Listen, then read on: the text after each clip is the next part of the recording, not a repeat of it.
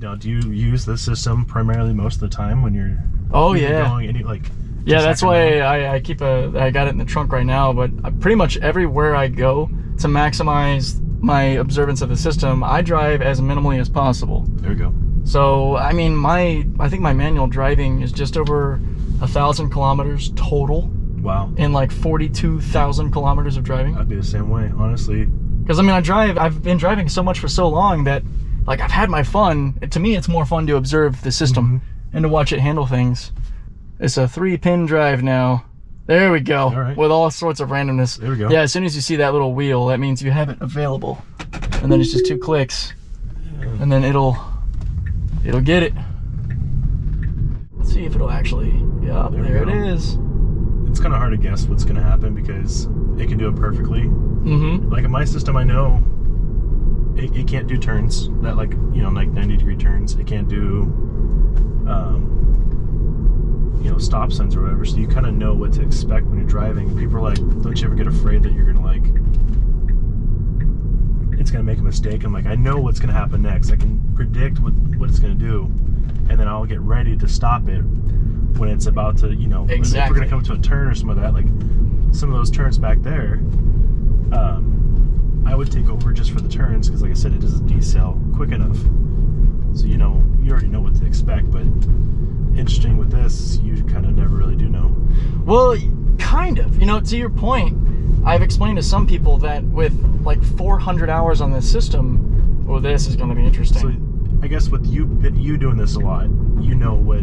It's kind of like a friend or a family member where I can see its mood, and I know how bad it does at some points. This is good. This is really good. It's a really blind corner. Yeah, it is with cross traffic, and there it goes. It didn't linger. Oh man. Hey. Oh, I actually recorded a customer reactions video that'll be coming out hopefully soon. It's late at night, but there was this really crazy scenario, kind of like this, but imagine it as a narrow bridge. Oh, because it's turning here. Okay. Oh, it doesn't like it. It doesn't like it. We got no one behind us. Interesting. It doesn't like being in the middle of the median like this. That's what you're saying before, right? Yep, well, exactly. Yeah. Well, it's a similar scenario, but now here's a challenge. I got to delete this and see if it'll correct, because we can't U-turn. So we put ourselves in a weird situation, but that's what's fun about this. So now we're carrying on to the next waypoint. Oh, man. See, that was sloppy. If there was a car behind us, I probably would have taken over. Yeah. But there, we were clear, so I let it go. You're getting it through here, but you're turning. A little wide. A little wide, but you stayed on. You didn't go into the shoulder. Not shoulder, but gutter. Wow. I don't think you can turn left here, can you? Maybe? It doesn't really say it's a one-way. It's wide enough, so it's probably not. Interesting. It's like a tightrope walk. Yeah. That's funny. So this is one of the more stressful things. Chuck Cook does a really great video with cross-traffic problems. This is much slower speed. His scenario is like two-way 50 mile an hour. Oh man, it just rolls. It's just leaning out, rolling in. It does not like this yellow median. We're gonna report that all back to Tesla because that was sloppy. Sloppy, but it got it done. Not bad. I'm surprised it was actually going forward quite a bit. And it didn't just like pause. Ready just to like either jump it or like stop right away. I think, I might be a little bit harsher than I need to. It looked like it got into that middle and then stayed there to double check instead of just going all the way into the driving side. I gotcha. Okay. You know what I mean? Like if we did have cars coming, there's a chance you'd get into that middle piece and then wait for your chance to get over. So that's a pretty normal human thing to do. If that is what it was doing, that is incredibly intuitive and very impressive. I'll say that maybe there's a 50% chance. That's why. It could have just been a sloppy coincidence that looked like that, but that's what I also try to approach everything it does with as centered and objective a mindset as I can. I look at it and be like, oh, well, that didn't feel the greatest, but why did it do that? Like, what were the factors? There's so many things that it has to pick up that people normally do subconsciously. Yeah, we just go. All right, let's see. We should just kind of flow right into this right turn without too much deceleration. Well, I'm gonna give it some throttle because that was, I don't know why it did that. We had a guy behind us, so I didn't want to hold him up. I didn't have to give it much. I basically, the second I touched it, it was like, oh, okay, let's go. You're fine. It's being extra cautious. It can get like that in residential areas because there's not a whole lot of signage to really tell what's going on. It sits a little bit more middle than I would like it to in these scenarios, but I think it's also trying to plan to go around this cyclist. You can see the projected path is like sloping So how's it doing with speed bumps now? Oh, really good, really good. Yeah, it also depends on the speed bump markings. These are kind of low, but we'll see. Yeah, it's not really caring too much about these ones. They're kind of chill.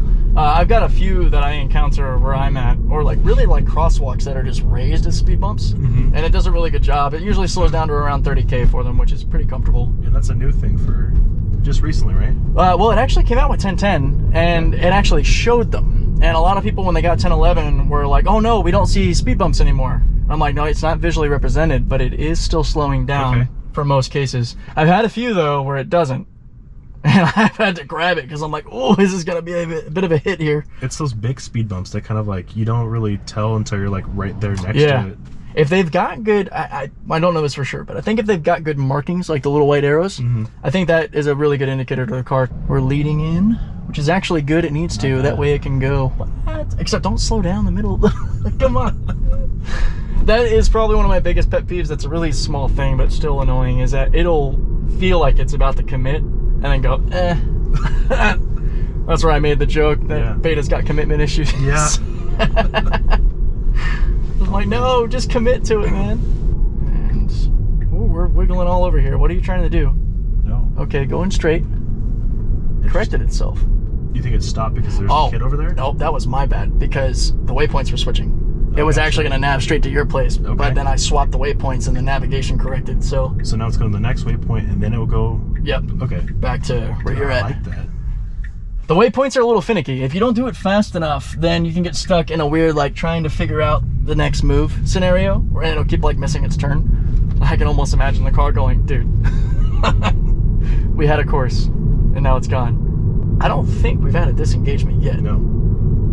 We've had a couple of interventions where we just kind of had a courtesy giving it throttle, but nothing that's actually, I'll take this up a little bit. I think it did a little bit of an oversteer, but nothing that would ever, like, I'm pretty sure if there was a car close enough in that spot, it would have been able to sense that.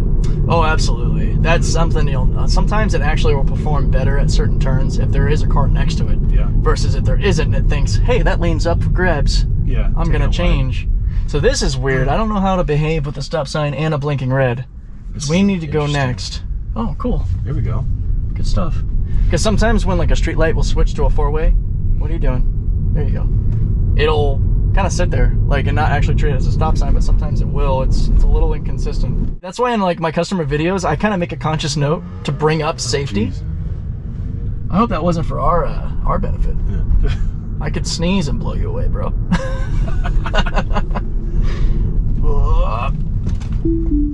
Interesting. Map issue. Oh.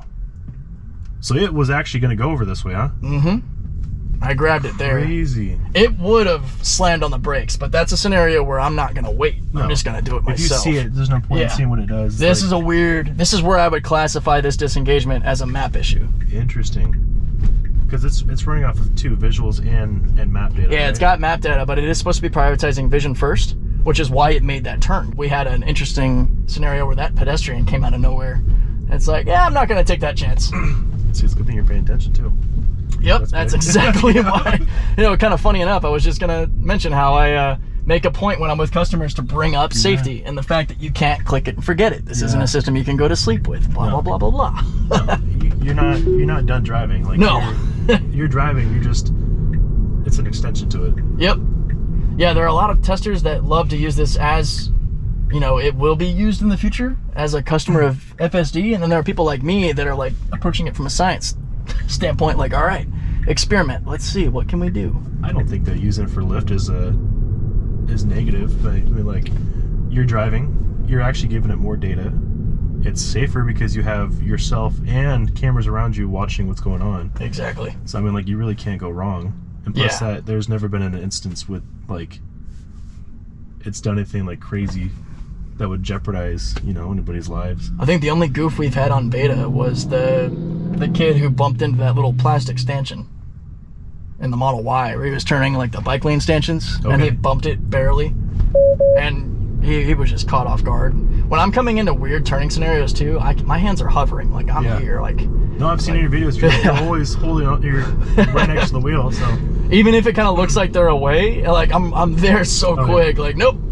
And kind of that intuition from having so much time with it too. It's almost like when you can smell something weird in the air. Yeah. I get that kind of sense. If I feel a little stutter or a weird thing, I'm like, what's wrong? You good? Yeah. You upset? What happened? Oh, this is funny. It just shows a really fast moving person. Interesting.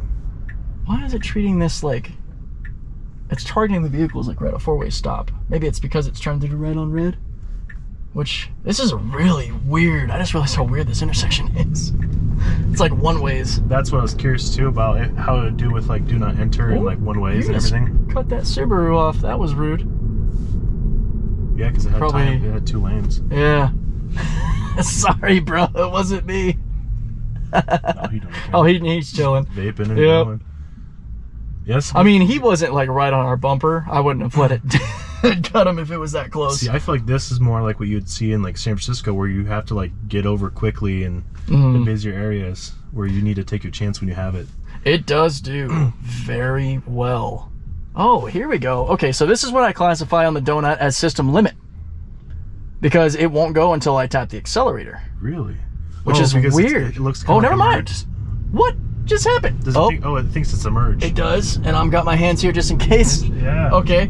Wow, that was really weird. So what do you think it would have done? I mean, it would have picked up eventually the guys next to you, right? Yeah, and it did. I didn't have to take over, which was fine. That was strange. You know, some of this has also, I think, been throwing off the system, like with these weird residential one-ways, because Eugene's like this. Yeah. Like the main road where my hotel is, it's all like these one-way residential type of spots.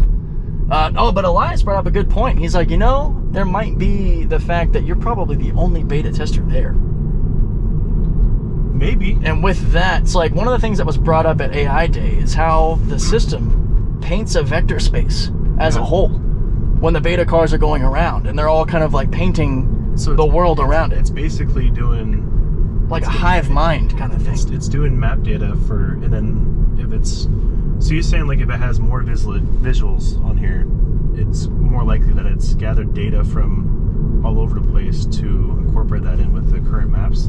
Not as much that, but more so like imagine that car in front of us was me. Yeah. Another me. Yeah. It's seeing what's coming before we are. And if it was, then it might, mine being behind that one might have that data and see ahead, like linked. I got you. Like the vector space seems to be linked. That was an example on AI Day when they showed the mapped world kind of coming together in a really cool visual.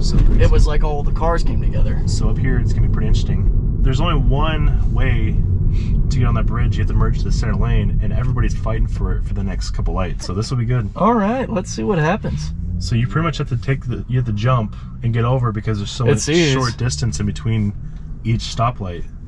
Okay, well I'm gonna give it full permission here to use its torque. There we go. Yeah, it's annoying too. Like there'll be a red light up there, and then. Well, and with the way the system is now, it's more likely to. It probably won't even jump. Oh. There we go. Whoa, oh. That wasn't right. You had your opportunity. You did, and you failed. You might still have it too. No. Why? Is it gonna? It should get over now. We got plenty of time. There we go. There you go. Commit. Commit. That was really weird. Okay, now that we've completed that, I'm gonna go ahead and report that scenario back. I don't know how far back the timing is. That's what I was about to ask. It's funny. I feel like it's probably like last 5 minutes or last 3 minutes. Okay. And also on the point of like cars painting images for everything, or even if I've just gone through here like 10 times in one day. Yeah. Like, how long does that persistent memory stay before it wipes? That's a good point. And clears? That's a good point. This is really cool. LiDAR has. It's a good concept. Like it's really great for mapping data, but I think there's too much data there to the point where it's kind of redundant. Yeah. Yeah. Especially when a vision system can see the same wavelengths. I mean, LiDAR is just visible light. It's not anything special like UV or infrared or radar. It's just visible light. Whatever we can see, LiDAR is seeing. But it's very accurate, which is. I agree with a lot of what James Dama has said in his interviews on Dave Lee's channel. It's like they're gonna all have their application. They're not gonna compete for a customer base for many years. There's gonna be application for Tesla, for Waymo, for Cruise, for Zoox, for all the above. Openpilot, I think, would be a really great, wildly accessible, relatively inexpensive when you compare it to a $12,000 full self-driving system. Yeah, yeah. I'm even as a beta tester, I could not recommend anybody spend $12,000. It's nice that they have the $200 a month. It's still $200, right? Yep. Okay, Yeah. good. Yeah. With taxes, you're looking at $214 and some change. And that must be California though. I guess it might be. It might be. I don't know. I think if you're not able to get into a car, because I mean, you can get into like a Corolla that's like 20 grand, and it has a lot of these features that come standard with it, and you can throw this in there, and it's still less than getting myself, a Tesla. I wanted to get a Tesla, but I don't have. It's not practical for my use case right now. Yeah. Yeah. You know, like eventually, like as I do more commuting, I'll probably get one for just commuting because it's a lot cheaper, and that's why I have electric. But getting into a cheaper car, there's at least an option that you can throw something in there to kind of give yourself somewhat of an not autonomous, but like driver assistance. Yeah, like a little ADAS system. A little beefed up more driver assistance package. Yeah, because this is level 2, just like technically Tesla's system is level 2 as well, and in the legal sense. And it's like you said, it's extremely functional for a more relaxing drive for a lot of people, especially if people have hour-long commutes to and from work, or they travel all day on the highway. Well, this is fun. This is a first for the channel too, being able to actually do a little comparative thing with somebody who uses a different type of level 2 system. Yeah. And it's friggin' cool. I've also, I mean, I've talked a lot about how I'm not like a no one else exists type of a person. Like, I'm always pointing out Porsche Taycans, VW ID4s, the Kia EV6, Archimotos, all of it. Yeah. And I'm the same way with tech when it comes to other autonomous systems. Like, you're not biased against one or the other. Like, yeah. I like to see what's actually happening and compare the realism of it, because there's so much on both sides. And then I can appreciate too, because you're not like, you know, someone says something about this system and they're like, but Tesla could do this, Tesla could do this. It's that's also comes back to knowing the application. Yeah. And like I really love both not needing to touch the wheel and the fact that looking ahead, the system reads that you're attentive. Oh, it's very quick. It's quick. I mean, it's quicker than beta. Like, it takes probably a good 20 seconds of not looking away before it goes, hey, pay attention. And you don't have those audible ones until like, what, like 30 seconds into it? Well, that one will be audible. So the one where the camera sees you looking away, that's an immediate red fist, pay attention. I like that. But if you are looking ahead, then you get the flashing blue to audible tone later. And actually, you'll get to the point to where there's a audible tone that the car makes that together they'll... Oh, it'll... That's interesting. Yeah. The car actually joins in on saying, hey, pay attention. Oh yeah, there it is. That's the Openpilot. Woo! Oh, maybe the car's not good.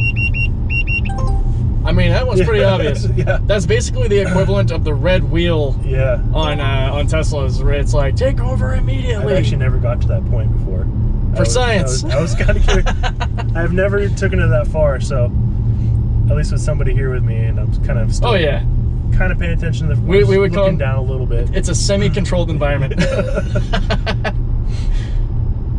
Safety first, all the time. Yeah, I didn't expect there to be feedback from the car as well as Openpilot. We'll see. It'll start right. Oh, it's not that bad. All the things that I witness, it's not really doing right now. Oh, yeah, there we go. Oh, there we go. We caught it. So that's the kind of car input. Do you know why it does that while it stops at the light? I don't know. I think it's the car is trying to, like, it has its own set of system or process that when you're at a stop, that it has to get the input to resume. And this is telling the car that we'll use the sensors when the car starts pulling away with this certain data that it will then start going forward. Smart control cruise conditions. No, yeah, man, interesting. I think the two clashing together, it has. I mean, it's kind of like a little bug in the system that hasn't been fully patched over yet. But I see. I would say this is also a system that nobody should click and forget. Yeah, we're not there yet, people. So eventually. Oh, and I like that too. I forgot. Yeah, you can actually give it some input on the wheel without taking over, or like disengaging the system, I should say. Because it doesn't take much on the Tesla. I can put a little too much weight on my hand and it'll. Let's say so. There's a car stop right here. Okay, now it sees the car. And then we're back at the middle merge, except You were smart enough to get in the middle lane. That's like, yeah. That's me knowing like I need to be over in this lane. Versus mine having commitment issues. And here, I mean, the car will keep me with those cars in front of me. So once I have radar distance and camera distance from the car in front of me, the drive is actually kind of nice because they stop, I stop, and vice versa. Whoa. I think it's doing it. Are we? There we go. Not bad. A little last minute, but... A little last minute. Not too close to the Honda. She's not mad.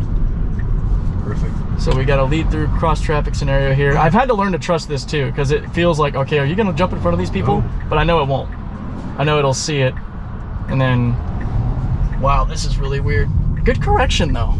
That was good. That was good. I'll report that for, you know, there's a little bit of control. But what are you going to do next? That was actually what it has gained the ability to do. I've noticed on this build is correction. Okay. Of realizing, oh, wrong spot, apply correction. See, I like this road because it's got blind spots. It's up and down. Yeah, this is actually a perfect template for what we were talking about earlier. And it doesn't have the caution slowdowns. There we go. And yet, that's what I wanted to see right there. Not bad. That BMW kind of got on the line too, but it did well. Let's see, does it change the speed based off of that sign right there? I don't think so, but I think it registers the corner angle. I like that. So and then we have elevation change and a blind right. Yeah, so that's what I want in my car. The ability for it to adaptively change. Like look at how it's handling this. Yeah, that's amazing. That's cool as hell. Is that old church? Oh yeah. That's not our stop sign.